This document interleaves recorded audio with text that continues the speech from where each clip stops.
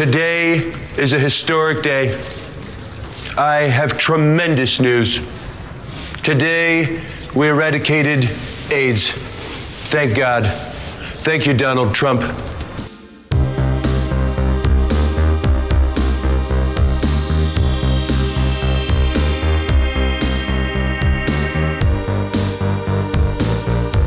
Si on fait cette campagne Treatment for All, c'est bien simple, c'est parce que le 10 octobre, l'avenir du sida sera en jeu. À Lyon aura lieu la conférence de reconstitution du Fonds mondial Sida, Tuberculose, Palu, pour décider combien allait être alloué à la lutte contre le sida. Donc chaque pays vient dire sa contribution. Donc l'Espagne viendra annoncer que pour la première fois, elle alloue 100 millions de dollars à la lutte contre le sida. Maintenant, ça ne suffit pas. Il reste beaucoup de pays qui n'ont pas annoncé leur contribution. Et parmi ceux-là, il y a les plus importants, dont les États-Unis et la France. Donc jeudi se jouera concrètement l'avenir de la lutte contre le sida et ces trois pandémies en fonction de l'argent qui sera levé par ces pays. Et donc le budget qui a été estimé, c'est 14 milliards. Donc il faut lever 14 milliards minimum jeudi. Cet argent, concrètement, il va servir à plein de choses. Il va permettre de mettre plus de malades sous antirétroviraux. Il va permettre d'aller aider des populations souvent isolées et marginalisées, parce que c'est souvent elles, qui sont les principales concernées. L'enjeu majeur, c'est l'accès au traitement. Aujourd'hui, il est encore très inégalitaire à travers le monde. À peine 1 sur 2 y ont accès.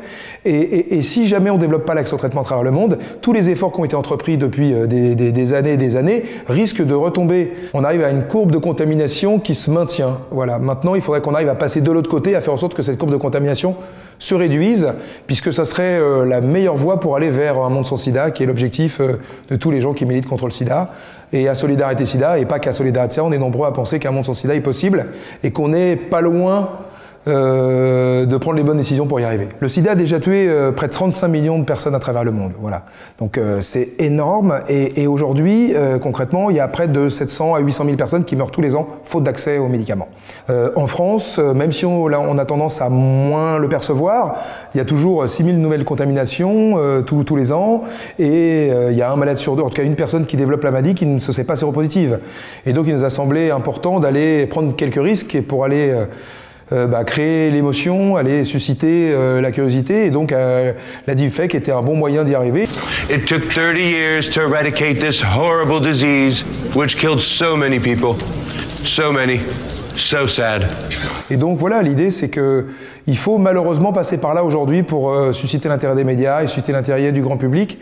Donc c'est triste, mais la lutte contre le sida ne suffit pas. Il faut mettre en scène l'engagement et la réalité de la cause pour essayer d'être un peu plus efficace. Maintenant, j'ai le sentiment que, entre guillemets, le jeu en valait la chandelle, le risque méritait d'être pris, et que j'ai le sentiment qu'on l'a géré suffisamment avec précaution pour qu'on n'ait pas joué sur la crédulité ou la naïveté des publics qui ont pu la découvrir. Maintenant, ce qui est clair, c'est que les États-Unis est un pays très engagé dans la lutte contre le sida depuis très longtemps. C'est d'ailleurs le premier contributeur du Fonds mondial sida. Donc, c'est pas les États-Unis qu'on met en scène dans cette vidéo, c'est Donald Trump et le personnage.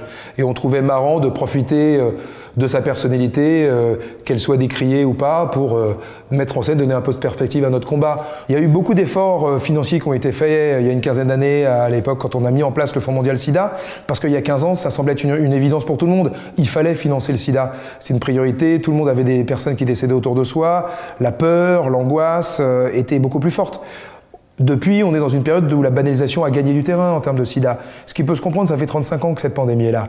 Maintenant, c'est pas parce que cette banalisation s'est installée, c'est pas parce qu'il y a d'autres causes qui ont émergé qu'il faut oublier que, à un moment, on a considéré que le sida était une priorité, qu'on a consacré beaucoup d'argent, que beaucoup d'efforts ont été réalisés, et ça c'est formidable, mais qu'on n'a pas encore été au bout du chemin. Il reste encore un petit parcours à parcourir, c'est pas maintenant qu'il faut baisser la garde.